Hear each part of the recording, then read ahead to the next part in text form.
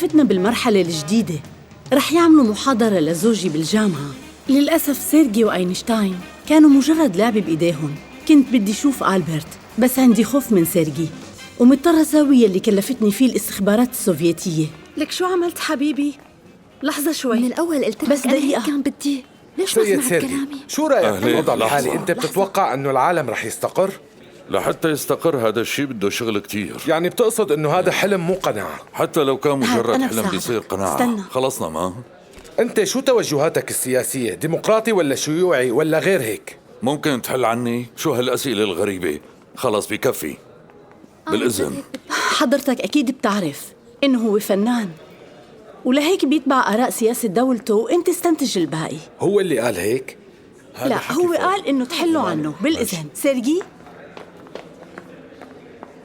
سيد أينشتاين، ممكن أعرف شو تعليقك مارغريتا؟ على محاضرة السيد سيرجي؟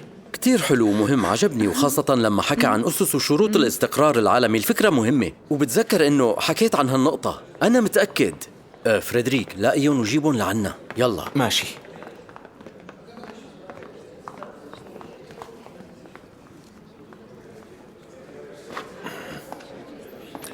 بافلك حزير شو صار؟ أينشتاين ومرته عزمونا لعندهم. يلا حبيبي امشي معي قبل ما امشي. يغيروا رأيهم. تعال يلا استعجل شوي.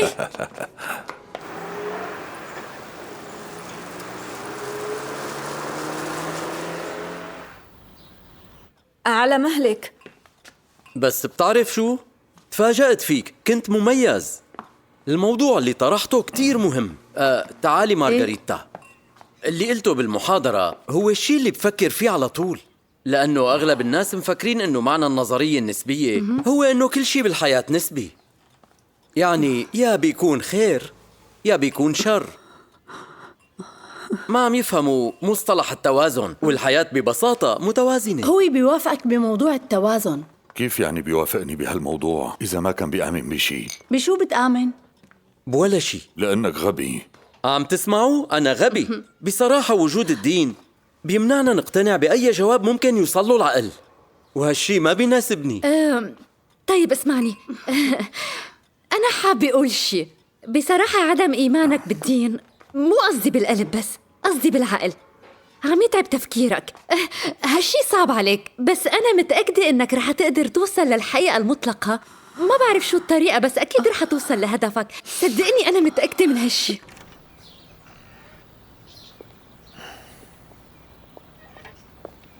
خدي هذا لك. خدي. تعالي.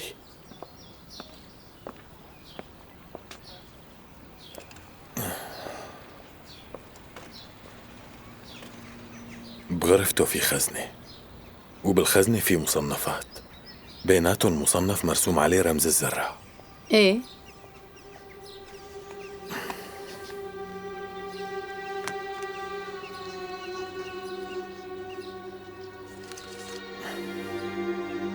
كل أسبوع بدي تقرير عن محتويات هذا الملف بالتفصيل. شو قصدك هلأ؟ أنا شو بدي صير؟ حرامية.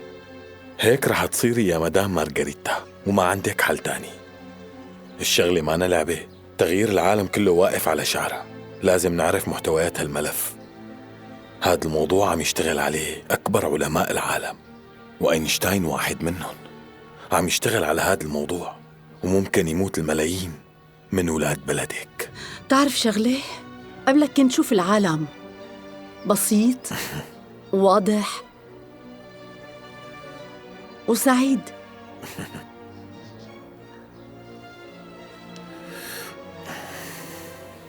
طيب شو رأيك نرجع العالم لهالبساطة؟ هالشي متوقف على تعاونك معنا. مارغريتا، الحل عندك انتي.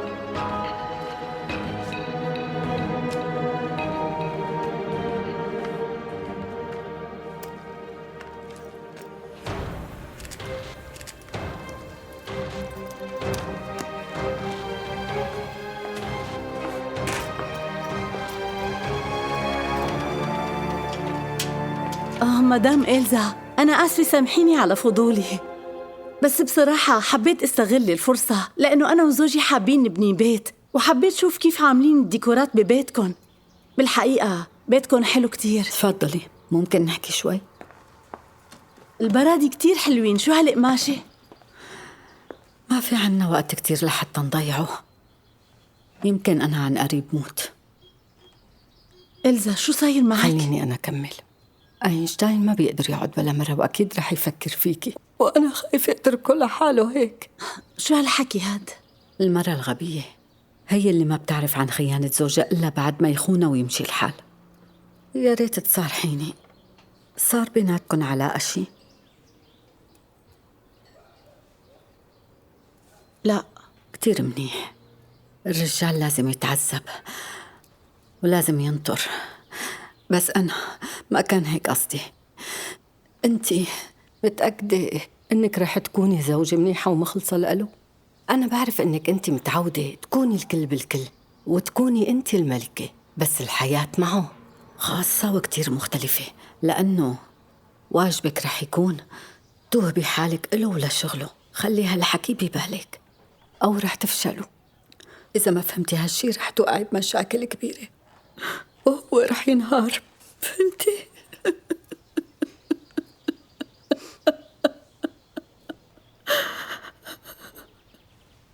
طولي بالك، كل شي رح يكون تمام بس انتي ايدي. تعرف، بعمري ما وثقت بحدا. أنا هيك طبعي، ما عندي ثقة غير بالعلم، وعلاقاتي الاجتماعية ضعيفة لهذا السبب.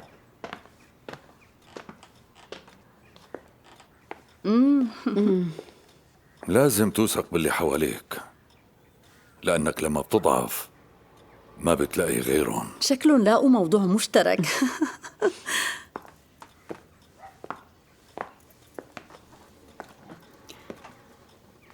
انسي الحكي اللي حكيناه قبل شوي مارغريتا. بنصحك تريح حالك من شان صحتك. مين قال لك ماني مرتاح؟ أنا بحب ألبرت لدرجة بدي أمن عليه بعد موتي.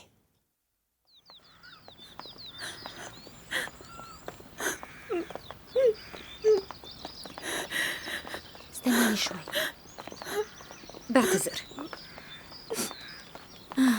مرحبا، العمر إلك أينشتاين. المرحومة كانت مرة منيحة كتير، أنا آسفة. وهلأ كل شي صار أسهل. انت بالذات لا تحكي ولا اي كلمة. إلين يلا امشي معي، تعي يا خسارة، تعي يلا. أنا زعلانة كتير عليها. زوجتك مرة عظيمة وعاشت حياة صعبة، كانت أم حنونة وزوجة رائعة، قدرت تتغلب على كل الظروف، وكانت زوجة لرجال عظيم مثلك. نحن بجنازة زوجتي، ما في داعي تمدح فيني، مو وقتها هلأ. حاسس حالي منهار. مسكينة إلزا، كانت محبوبة كتير.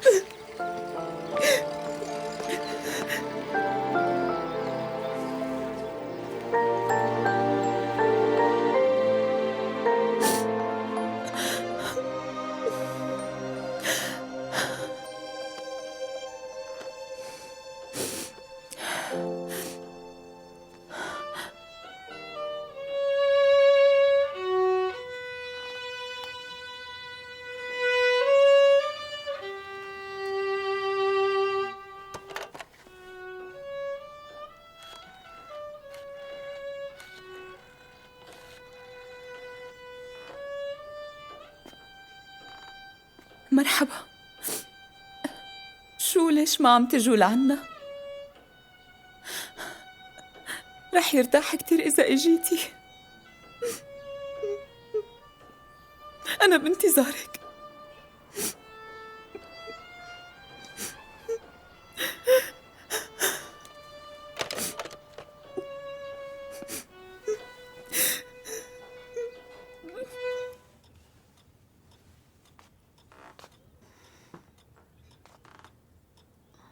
زعجتك الموسيقى؟ لا، بس كنت عم بتذكر أهلك؟ أنت بتعزف بطريقة مميزة.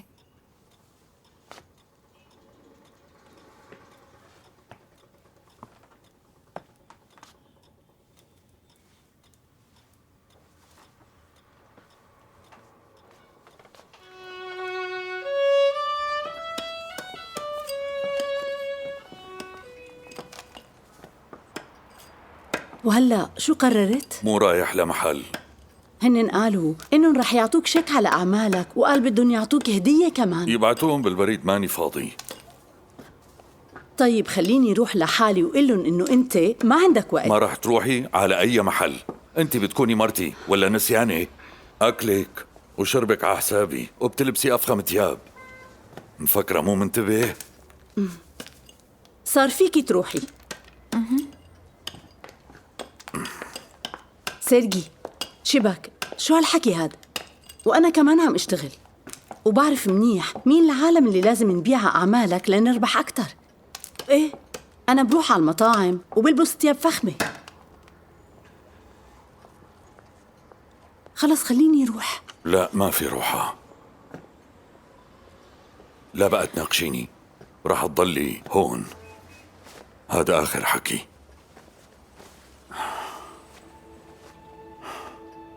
بتعرفي واجبك كزوجة؟ ولا بتحبي أنا أعلمك إياه؟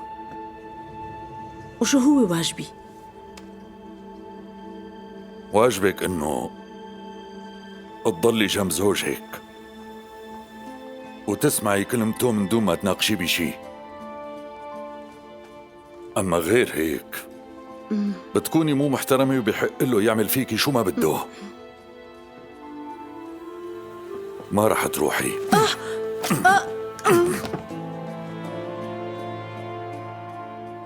قلت لك بروح بس يوم واحد.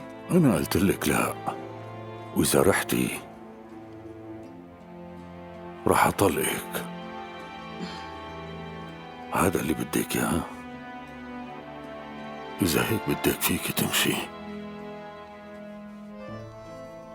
أنا بضل قاعد هون لحالي لحتى أمرض وموت، وبتكون أحلى منحوتة جثة سيرجي.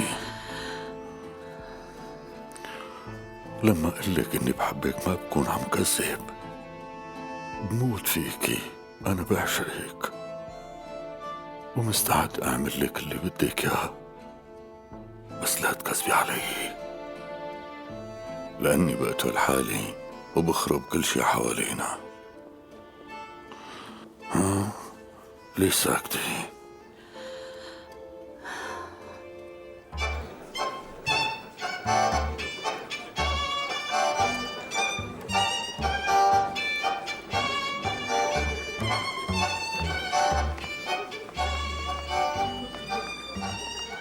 لا إلي حل، ما عم يرضى يتركني. طيب اخترعي شي حجة. مانك حابة تشوفي أينشتاين؟ بلا، بس شو مشان سيرجي؟ هو مجنون على الأخير. بعرف هالشي. ما فينا نقول له إنه استقرار هالعالم بيوقف عند هالمهمة. أكيد مو قصدك إني قايلت له ولا شاكين فيني. طبعا لا، نحن عاطينك الثقة ومعتمدين عليكي.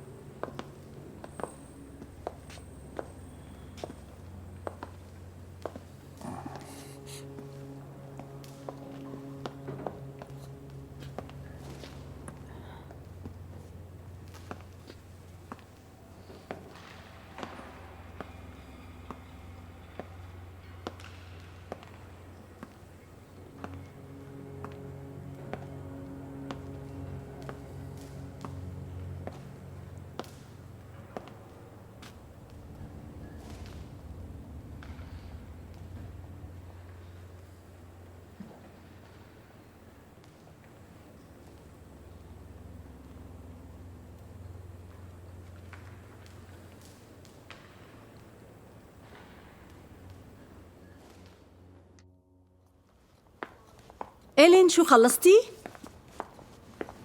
لسه ما خلصت. ما عم افهم شو هادي اللي لابستيه حبيبتي، شو عم يصير معك؟ جنيتي شي؟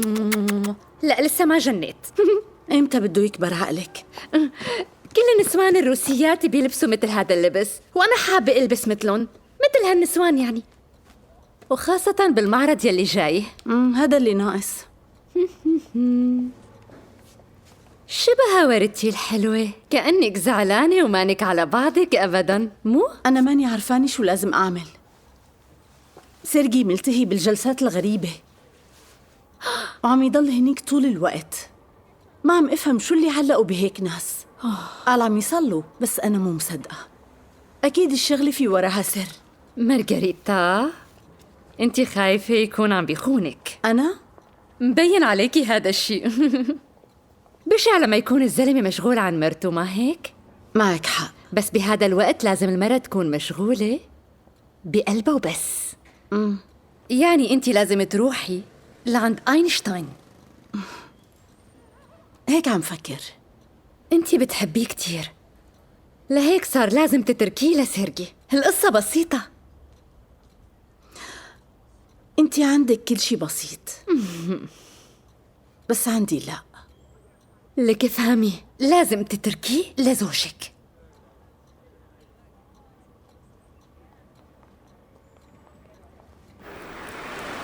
لهذا السبب أنا بكره العلم، لأنه بيتحول لسلاح مرعب. ايه صح كلامك، نحن بس منحط القوانين. تاليس، فيثاغورس وحتى غاليليو اكتشفوا كروية الأرض، وبعد هالاكتشاف الكل صار يستغل هالموضوع. حتى كولومبوس استغل هالشي، لف حوالين الأرض ووصل للهند. اكتشف أمريكا وانقتلت كتير حيوانات برية، وهن اللي اخترعوا سلاح المدمر. فيك تفهمني شو النتيجة؟ تاليس الغلطان؟ كولومبوس؟ ولا حدا فيهم غلطان. هذا الاكتشاف طور العالم كتير سيد روبرت. نحن لازم نعمل شي. شو؟ هالسلاح بياخدوه كل الدول العظمى، وهيك منمنع هجوم دولة على دولة. هذا بيكون أحسن حل. وين عم تطلع؟ ليك فيران. شو هالقرف؟ رح اشتري هدول الثلاثة، بس أعطيني قفصين تانيات، هذا ما رح يكفيهم. تكرم عيونك. تفضل استاذ. ألبرت، ألبرت، توقعت تجي المساء. لا أنا أجيت بقطار الصبح. ليش قليلي، صاير معك شي؟ لا مو صاير شي، بس حسيت إني اشتقت لك، ما قدرت استنى للمساء. روبرت، هاي المدام مارغريتا. بعرفك، زميلي روبرت، بتعرفي شي؟ إيه، ليش مين ما بيعرفه لروبرت؟ إيه أكيد بعرفه. جايب هاي الفيران إلي؟ عن جد كتير حلوين. على مالك.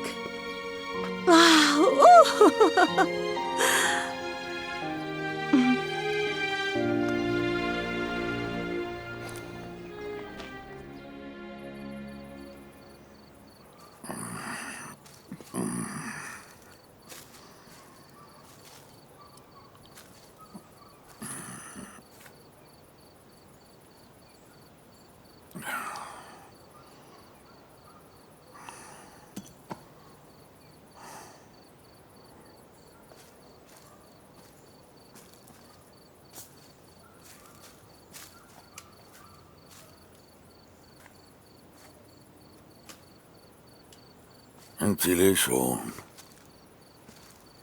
مارغريتا طلبت مني ما أتركك لوحدك. خايفة أذي حالي؟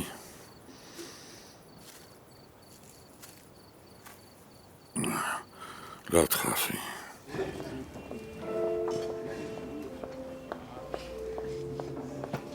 مرحبا. تأخرتي شوي. اللي شو في؟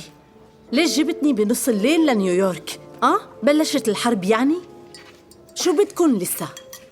نحن بدنا أينشتاين يعزم رفيقه روبرت لعنده على البيت وبأسرع وقت لو سمحتي. إيه وبعدين؟ وبعدين بتتعرفي عليه. تعرفت عليه. مو هيك. اتزوجوا يعني؟ هذا يلي كنت بتقصده؟ ليش هيك عم تعمل؟ انت ما عندك ضمير؟ الشخص يلي بحبه هو زوجي. هاد كل شي فيني أقوله هلأ، وعم أعمل كل اللي عم تقلي عليه لحتى ما تأذوه. ولو يا مدام ما بدي أعلمك، ما بينقصك أنوثة. فيكي تستغلي هاد الشي.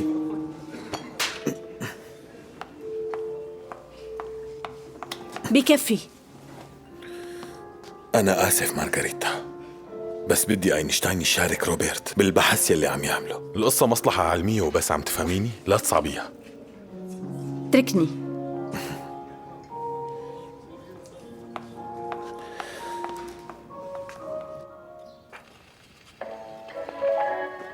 مين رح يرقص معي؟ ألبرت؟ يلا قوم ورجي رفقاتك كيف ترقص. ما بدي. طيب والسيد روبرت؟ للأسف ما بعرف أرقص. فريدريك، شو رأيك تقوم ترقص معي؟ أكيد منرقص سوا. خلينا نشوف إذا رقصك حلو. ايه اللي وين كنا؟ بوقتها عرف العالم أنه ما رح يرجع مثل قبل أبداً. على فكرة رقصك مميز. القوانين اللي عاملها خليك عم ترقص معي بهاي الطريقة. لا تخاف علي. أنا بحبها كتير لهي الموسيقى. رح نلاقي حل لكل مشكلة عم تصير بسبب كتير الاختراعات هادية اللي وحلوة. اشتغلوا عليها البشر. الوضع صار شكراً كتير على مأساوي هالرقصة. ولازم حدا يتصرف. بس هو ما كان أذكى منك. عشو عم خبروني تلمح؟ عن شو عم تحكوا؟ شو في أسرار بيناتكن؟ رح أعرفها. سيد روبرت، بدي أطلب منك طلب. ساعدني بتنظيف الطاولة وبكون ممنونتك. هلأ صار وقت التحلاية. ماشي. ألبرت ورفقاته الحلوين تركولي صحون وسخة. سيد روبرت، أنت وعدتني بإنك رح تساعدني. لو سمحت الحقني على المطبخ.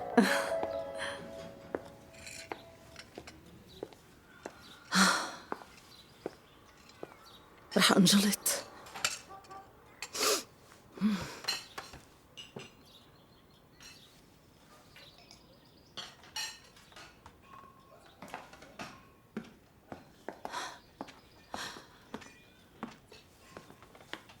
يسلموا ايديك، حطن هون. ليش مو جايب المدام معك؟ كاترينا مو قدراني تجي، هي حامل. تعرف زوج المرة الحامل مثل الهزابي تماما. شو السبب؟ انتوا الفيزيائيين مثل الصغار، ما بتعرفوا بهاي الشغلات ابدا. يمكن كلامك مزبوط. بصراحة انت مميز وأنيق. جنبك بحس حالي بنت صغيرة. كيف بتحب ناديلك؟ بناديلك روبي ولا بوبي؟ الأحسن أنك تناديلي السيد روبرت. ألبرت قال لي إنك مرة كتير ذكية. انت ما شفتني هيك؟ أبداً، إلا إذا ذكائك خارق لدرجة إنك قدراني تتظاهري بالغباء.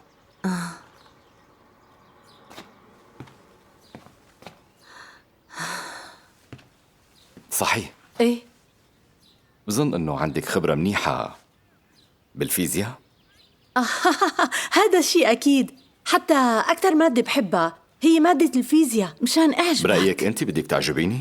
إيه، وين المشكلة؟ هذا لأنك عملتي كل شي من شان ما تعجبيني. مع إنك عالم بس شكلك ما بتفهم كتير. خليه مطفي، بدي نام.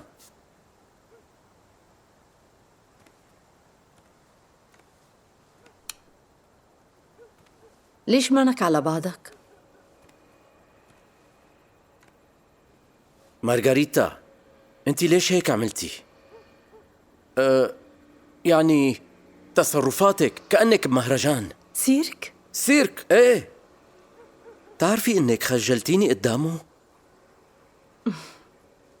أنا كان بدي سلي لك ضيفك. تسليه؟ انت هيك عرضتي حالك قدامه. ليش عملتي هيك؟ شاكك فيني؟ ايه. شو ما كان اللي عم تشوفه قدامك، لازم تعرف إني بحبك ألبرت. لكن ليش هيك عم تعملي؟ أحياناً بيجي عبالي امزح لدرجة إني ما بقى بسيطر على حالي. أنا آسفة. لا بقى تمزحي هالمزح لو خلص سمحتي. ما عاد هيدا. حاضر. شو سامحتني؟ سامحتك. بحبك.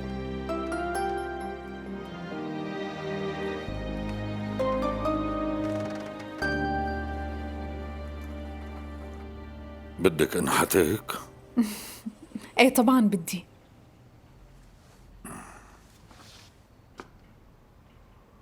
شو هاد؟ قميص نوم؟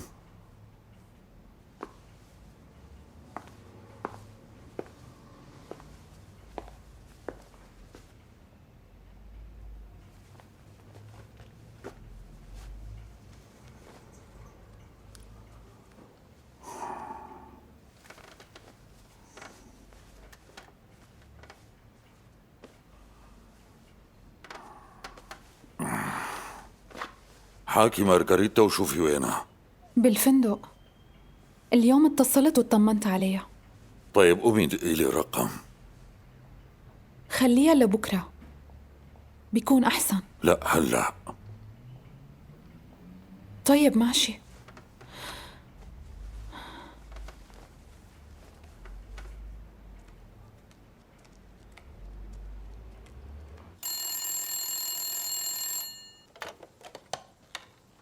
ألو مين؟ حبيبي روق شوي، لا تعصب لو سمحت، خليك هادي. ايه أنا كتير مشغولة وبس خلص الشغل رح أرجع على البيت فوراً، يعني ما عاد رح طول كتير، بوعدك بهالشي، لا تقاطعني. رحت على مكتب الكونغرس بس ما لقيت الشخص اللي بده يستلم مني المنحوتات. قلت لك إنه هالمبلغ كتير كبير، لهيك أنت بس روق واستنى شوي، كل شي رح يكون تمام بوعدك. أنا بحبك، عم تسمعني شي؟ أنا بحبك إلك حبيبي. تصبح على خير. ماشي، ما بطول عليك، رح اشتاق لك كتير.